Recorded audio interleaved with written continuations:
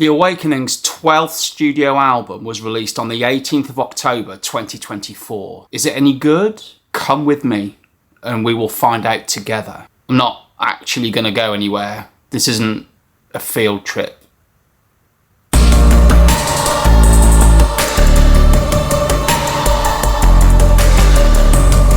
Welcome to By Candlelight, beaming goth, dark wave and post-punk straight into your brain. It won't hurt. It will. So I got a message from Angela requesting a review of this new The Awakening studio album. So thank you, Angela, for the request. And here it is, right before your very eyes. The review.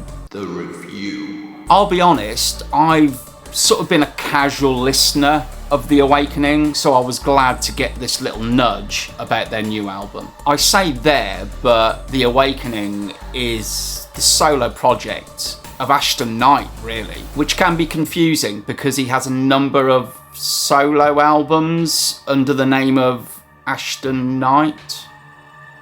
Technically, his entire output is solo material. Collaboration-wise, I did love the track The Reaping that he recorded with Mark Gemini Thwaite. You can catch that track on the album Volumes that he recorded under MGT. They actually ended up recording an album together back in 2018 called Gemini Night. When he's recording his own material, Ashton is a multi-instrumentalist, so he does the absolute lot, at least in the studio. Live though, he only has one pair of hands.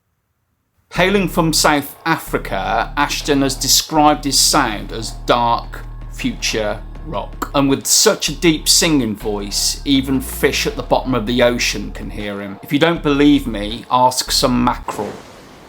Consisting of 12 tracks, this new album sets the scene with opener Shimmer. It's like a 50-second amuse-bouche before we get to the main course. So when we get to Mirror Midnight, which I believe was a single, we're all ready for the relatively straightforward goth rock stylings. So we get that bass line pushed right forward in the mix and those head nod inducing drums. Like this. You don't need me to show you. Exploding into the chorus. This is familiar but satisfying territory. Then it's back to mainly drums and bass and we get that whole build all over again. Ashton's vocals drip like hot candle wax as he sings lines like mirror mirror blurring the lines across the waves and echoes of time. It's all suitably trad but with some interesting chord changes, one of which is very death rock. So listen to its first appearance at about 1 minute and 3 in. You get the same kind of feel on Through the Veil, and again you get these fairly unpredictable chord changes that just crop up. You think it's going to go in a certain direction and then it changes, which is quite interesting. So I like that because it could all just plod along with a heavy bass line, heavy drums, deep voice, explosive chorus, but this just changes things up a little bit, so that's really, really welcome. We get acoustic guitar on Your Vampire, and the intro almost feels as though it could sit quite comfortably on the Mission's God's Own Medicine. Have a listen to it, you'll see what I mean. What I love about this one is the seemingly refreshing lack of metaphor. We've all heard tracks with a vampiric theme, but it can sometimes be about, I don't know, sucking the life out of a relationship. Not here. We get literal vampiric imagery with lines such as, if you made me your vampire before the winter has its way, as I stand beneath the open sky, would your blood slide through my veins? Yes, come on, real vampires, because they do exist. And all this imagery is so dark and romantic, and it drips sensual vampires all over your carpet. Haunting begins with these ominous guitars, and then it's that focus on drums and bass once again. Not drum and bass.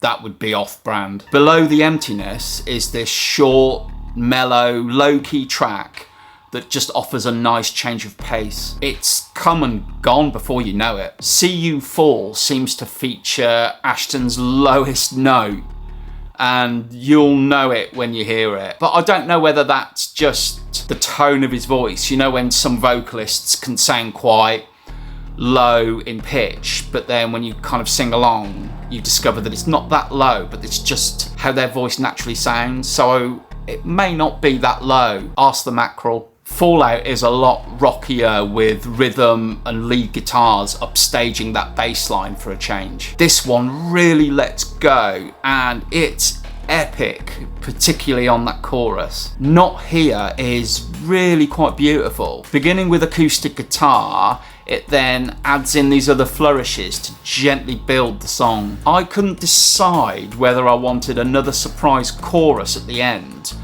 or whether I was happy with it just fading out into this spooky sort of soundscape. I'd say both. I reckon it could have gotten away with another chorus at the end and then fading into spookiness. Cabaret may begin with Ashton in his regular lower register, but get to that chorus and his voice just soars.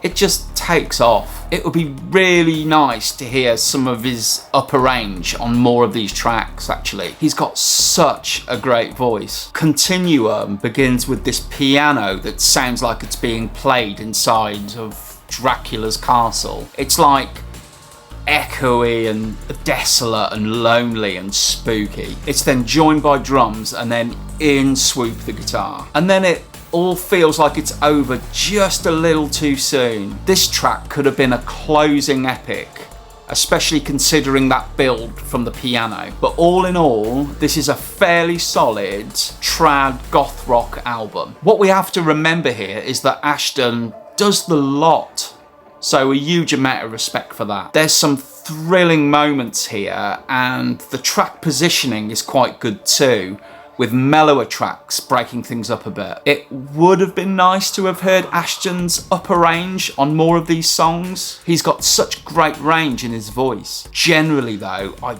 just wanted this album to be longer. Not just for the sake of it though. There were definitely songs that could have benefited from just staying around for another drink, such as Not Here and Continuum. Those tracks in particular, I just thought earned the right just to spread themselves out a little bit and breathe. It would be a different story if the whole album was lengthy, but only 2 tracks break the 4-minute mark. So who would like this album? Well, if you're not familiar with The Awakening, I would say that if you like melodic trad goth rock with deep velvet-like vocals that ooze vampiric charm, I would say that there's a lot to love here, and it's a very respectable addition to the Awakening discography. From me, this gets a good 7 out of 10. I'll leave links to the artist in the usual place, and please do check out Ashton's extensive discography. Don't leave just yet.